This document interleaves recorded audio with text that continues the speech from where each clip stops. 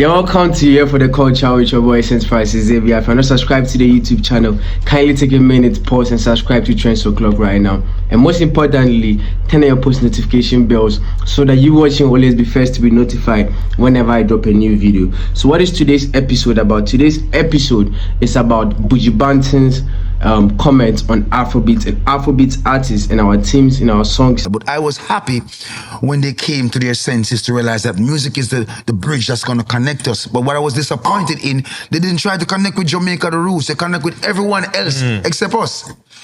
And you talking about Afrobeats? Yes. Okay, continue. Sorry. So they connected with everyone else except us. But when we look at what they're doing, their music is not free in Africa. It's fuckery.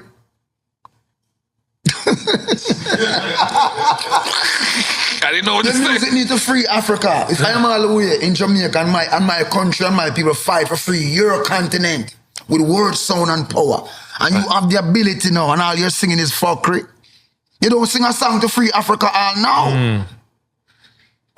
We'll need them bringing this to the forefront of your mind, but we desire more from them. You want the money? Go get it. But what's going to be said about you later on and your posterity? You didn't make any impact.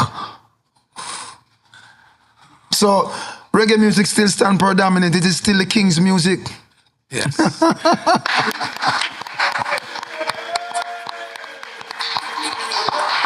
can honestly say I wasn't ready.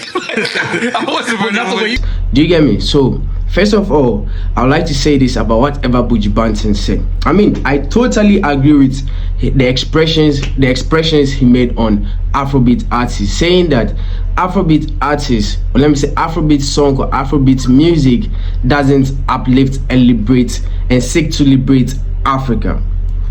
I mean, that's true. I agree to whatever that he said on that. Do you get me? I've been saying this to some friends and industry people for quite some time now. Now let me tell you why I solely agree with the fact that Buju Banton expressed on Afrobeat music not uplifting. Do you get me? Listen, he compared it to reggae music and dancehall music.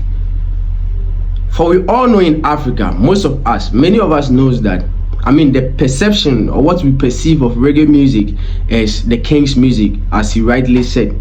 Reggae is the king's music. It's the king's music. Why is reggae music the king's music, and why isn't Afrobeat music seeking towards free Africans?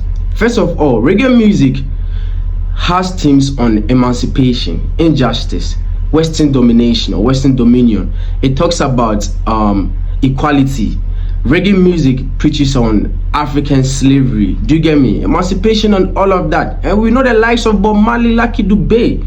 They were preaching this gospel. They were standing on it. And even till then, when you listen to reggae music, that is why our forefathers, do you get me? That's why our grandparents, our fathers today, our mothers today, you still hear them listen to reggae music, because reggae music till today seeks to uplift the soul, seeks to free we Africans.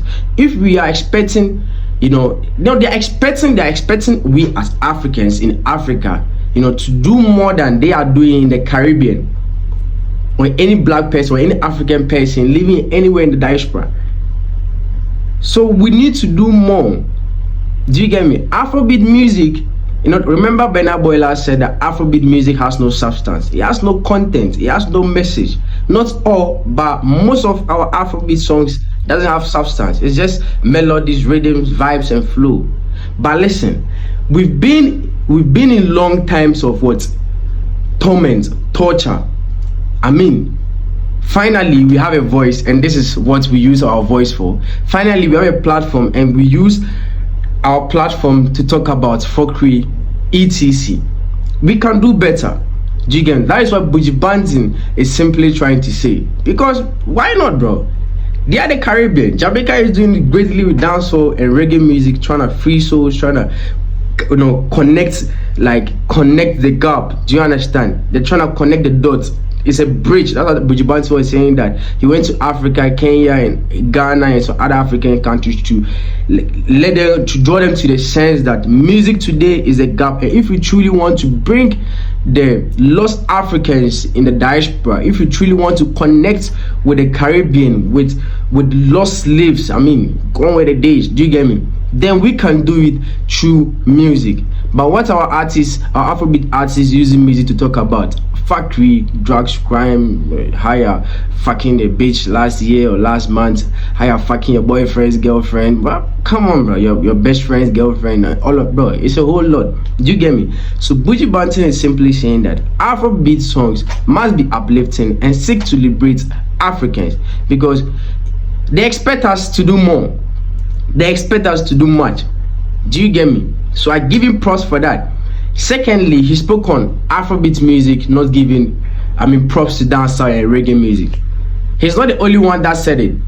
Shaggy some time back, I made a post with Adishokwe and Ground Up Charlie, and Shaggy made the same comment. Shaggy said Afrobeat is kind of like dancehall and reggae, because they kind of like Afrobeat gets inspiration from these two genre of music, right? So Shaggy was saying that Afrobeat doesn't seem to give credit or enough props to these two Caribbean genre. So the same thing Buju Banton said, and I remember when I made a post with Adishokwe too also said the same thing. He said dancehall, Afrobeat is inspired by dancehall because we grew up listening to reggae and dancehall music. Do you get me? He even agreed to that to that fact.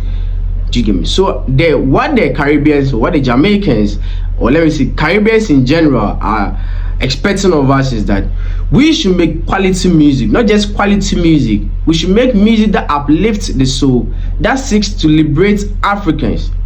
We are not only being tormented or being put in a cage by the Western powers, so-called Western powers.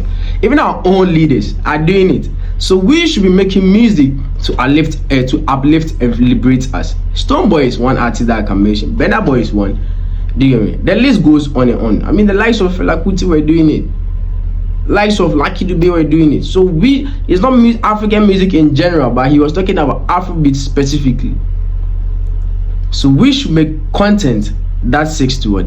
Free us. And that's the voices we need to have, bro, in these times. Finally we've gone with the days we were voiceless. Only a few had some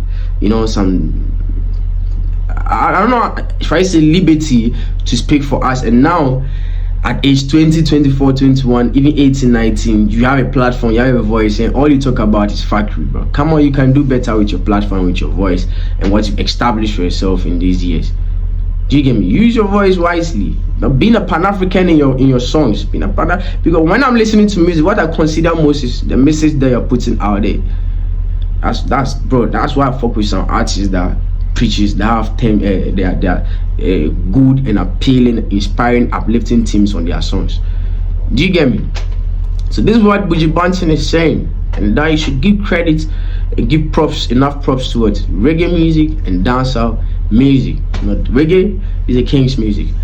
If you want more on this story, kindly subscribe to the YouTube channel. Follow TrendsO'clock on all social media platforms, and I bet and I promise to bring more and more, entertaining, informative and educative, episodes for you to watch on my podcast. Thank you and peace.